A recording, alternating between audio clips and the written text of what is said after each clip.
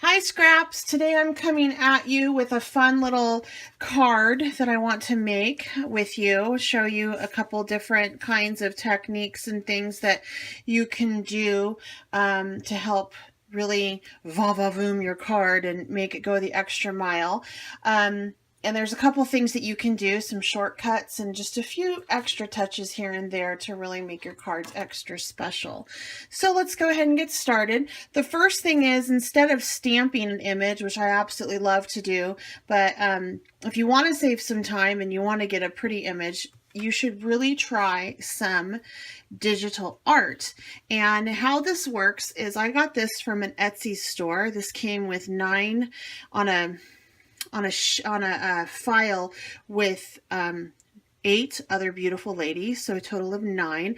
I have a thing for pinups, and it's not always easy to find, and I found this really, really great Etsy shop that Linda Israel told me about. She's a designer for a couple different companies, and she's like, you got to check this company out, and it's really fantastic. And this is the name of it, and I'll have it up on my blog as well, but this is where I got these images from, and I have a couple different things I'm going to be using over the course of the next couple weeks and months, and you'll be seeing her stuff. She's not promoting me in any way.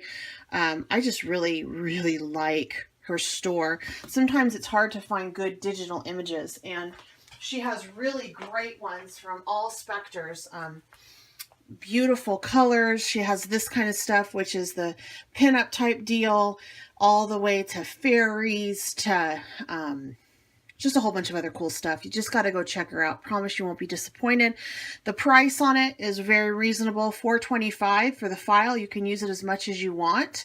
So what I did was I downloaded the file after I purchased it, and then I went ahead and just printed it up on flat 8.5 by 11 cardstock. The smooth kind, not the basil textured kind. And then I cut it out from there, and this is what I was left with.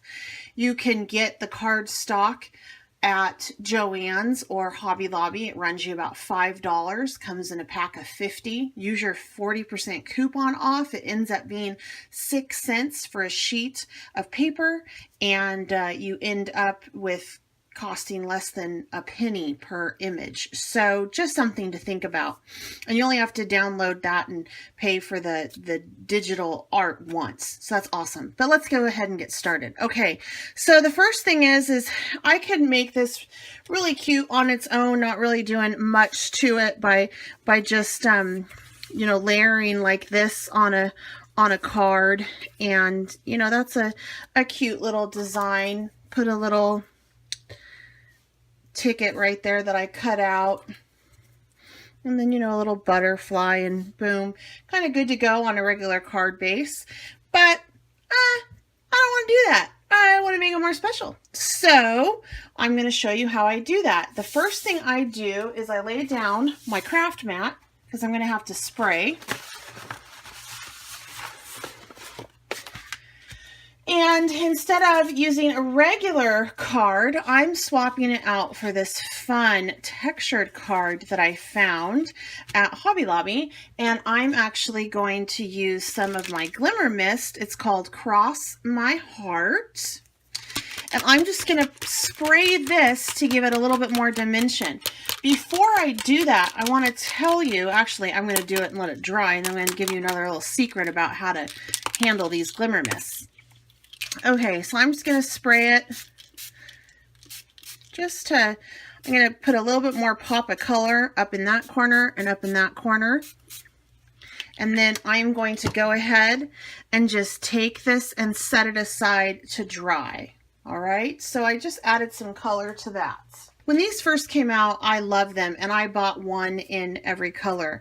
But I soon was frustrated because the little knobbies would constantly clog, and I stopped buying them because I just couldn't. I mean, it was like you had to buy this and you had to buy a replacement one of these, and it got to be really expensive. So I did all my research. I store them on their side flat like that to help the mica from not clogging up the sprayer. And then my friend Erin Reed recommended these little mixing balls. And boy, are they wonderful. I dropped 2 in my spray and it keeps it from clogging. I store it on its side. These little mixing balls are from Brutus Monroe. And they're awesome. So you just go ahead and drop 2 of these balls into your sprays and you're good to go. Heidi Swap actually makes her sprays, I think, with these in it. So that's good to know. But you know, sometimes you get the mixers that come in a powder and you have to mix water. If you just drop that in too, you're good to go. So anyway, that's how to keep your sprays nice and from giving you any kind of headache. Okay, the next thing I'm going to do is I want to take some clip art, actually some chipboard, and I want to paint it. So I want to make it a color. So I'm going to use some gesso. And I'm going to use this wonderful color called Milk Chocolate Brown. It's actually a pigment. Oh, I forgot to mention, I am using the Scraps of Darkness February kit on this card. That's what's making this up. So I'm just going to sprinkle it. It's pretty, oop, that was a lot. Probably too much, but you know what? I'm never going to use it, so we're just going to go with it. And then I'm just going to mix it up. That really was too much, guys. I'm just going to mix it up. Get some lovely color going there.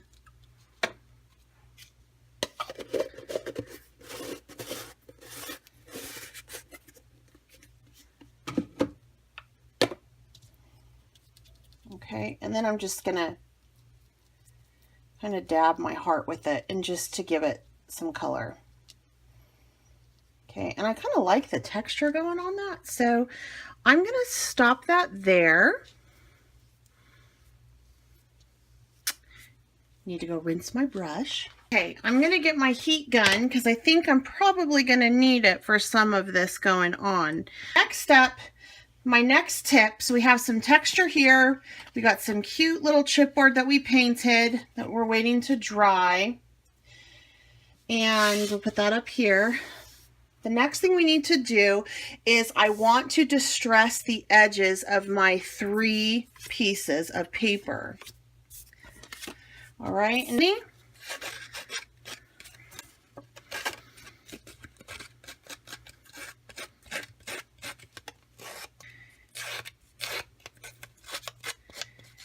what this does, it just gives it another dimension of texture and personality, which is important. You could lay it all out flat if you wanted and no texture or distressing the edges. That would be okay too, but this just kind of, you know, takes it to the very next level. All right, so those are distressed. Now the next thing I want to do is I want to go ahead and ink the edges. So I'm going to go ahead and pull out my Tim Holtz, and the color that I think matches best with this is going to be this aged mahogany. So I'm going to use this to distress. And I'm just going to go around the edges. And again, this just adds a, you know, another layer of interest. Okay, so that's all been distressed and I'm good with that. I'm also found this little ticket in the, it's part of the pattern paper, part of the Scraps of Darkness kit for February. And so I cut it out and I'm just going to leave the edges gold on that. And it says, good for one kiss. And I just thought that this girl looked like she was being a tease and it fit perfectly with the picture. So I just had to go ahead and you know, I have to add that on. All right, so those are done. Now I'm going to go ahead and get these pretty much ready to go.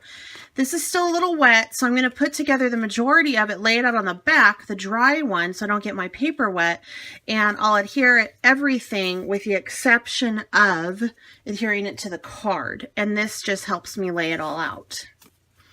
So this little card was part of the journaling pack, part of Scraps of Darkness, their kit for February 2017, and I thought that she is beautiful, so it makes sense that I would want to do that. And I want some of that gold to show, so I'm thinking that this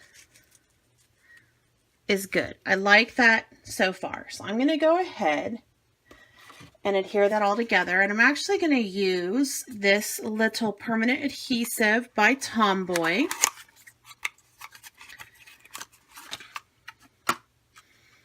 To just adhere the papers like so. So I'm first going to do this, and I get a little bit excited with my adhesive. You may not want to get as excited as I do, but I do get excited, and I tend to use a lot. Sorry, but I do. Okay, and then I'm going to go ahead and adhere this one next.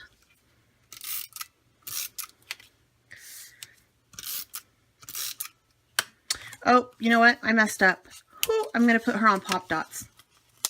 I'm going to pop her. That's my other tip, is to pop them.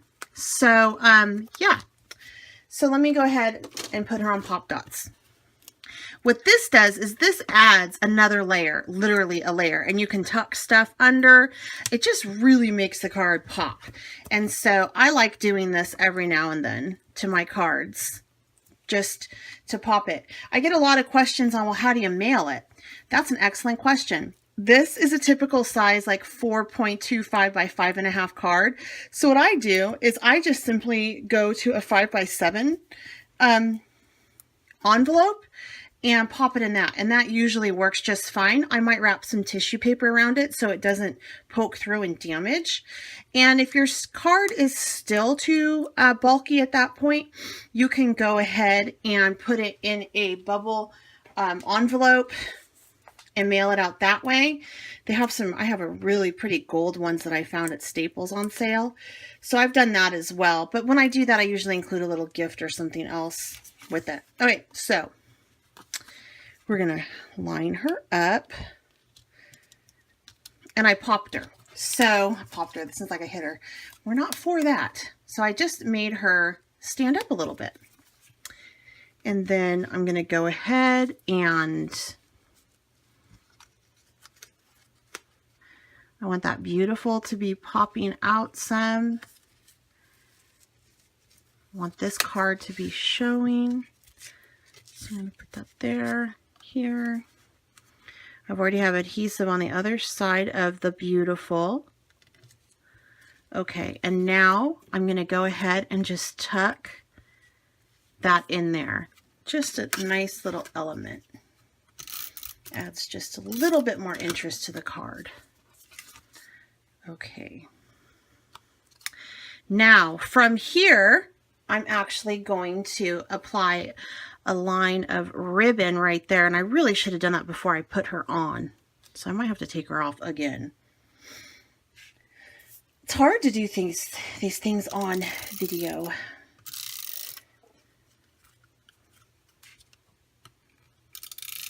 Okay, so I'm just gonna take this, and this is kind of cool. It has an ombre effect. So I think I want to put the darker up there, and I'm just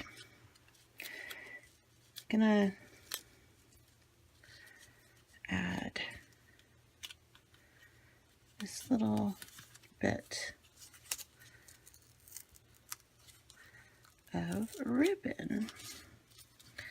And I kind of like how that went not exactly straight. That's cool. Okay, now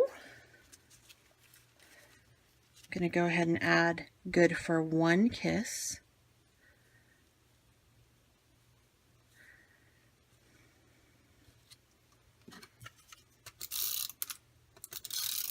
Okay. Remember, I'm doing this on the back side of the card, so I'll have to flip it over. and adhere it. And that is dry. Yay me, it's dry. So I'm going to go ahead and just put this on the front side like this. And I'm going to use glue dots this time because this is a textured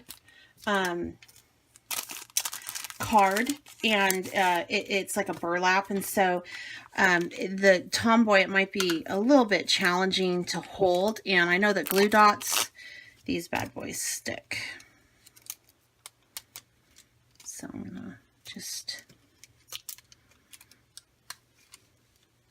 Fun thing about glue dots too is if you need them smaller, you can actually take them off of this, and just roll it and make little balls, and they still hold pretty good. So that's kind of an interesting little fact, right?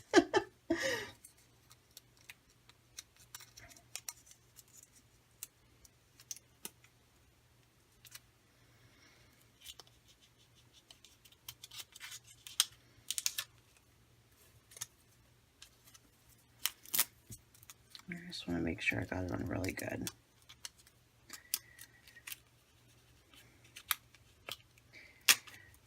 I usually only use glue dots for things like this when I have to adhere paper to cloth. I really prefer my Beacon 3-in-1, but sometimes I just don't want to wait for it to dry, and this just works. All right, so we're going to go ahead and place this on our card base. Make sure it's nice and adhered down. All right, and then from here, I want to add my little chipboard. I'm going to put it right there. And then I have this really cute little butterfly that I'll set kind of off of the chipboard like so.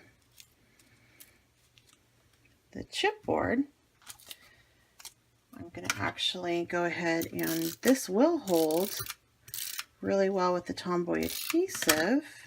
Make sure the end centers out.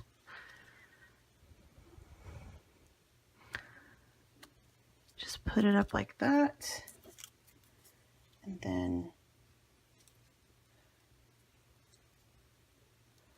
I think I'm going to put the butterfly kind of under. That's the beauty of layering, is I can actually put the butterfly under, so it's kind of coming out, if that makes sense, flying out from underneath of her.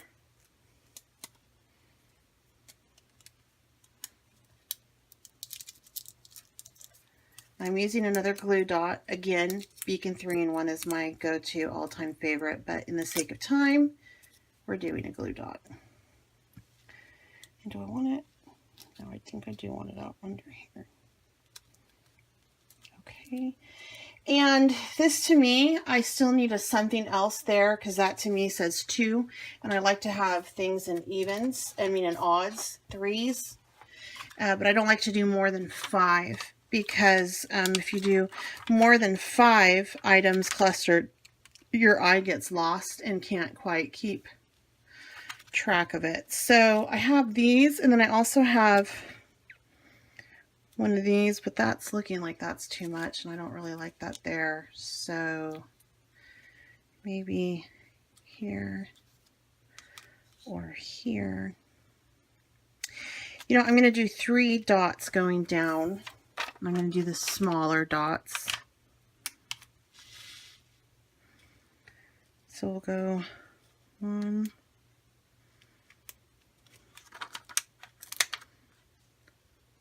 2, actually just go 3 like that. And I'm kind of liking it, and I'm wondering if I need one down here.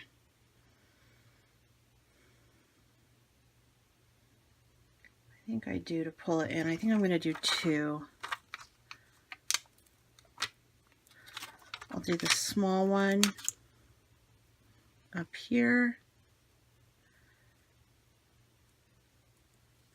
and then the larger one on the bottom. Oh, that one didn't pick up the glue.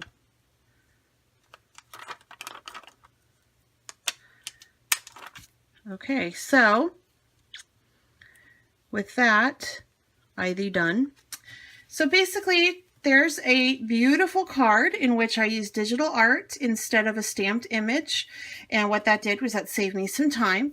I then distressed the edges, and then I inked the edges as well, which gave some more depth of personality. I swapped out my card base for this beautiful burlap, and that also gave it some texture. I put her on pop dots and was able to tuck in the butterfly, which gave her some more dimension and personality. And now she's good to go to her new home. So here she is. I want to thank you so much for joining me today. And if you have not subscribed, please do so. Please share my video as well. And I will look for you next time. Bye.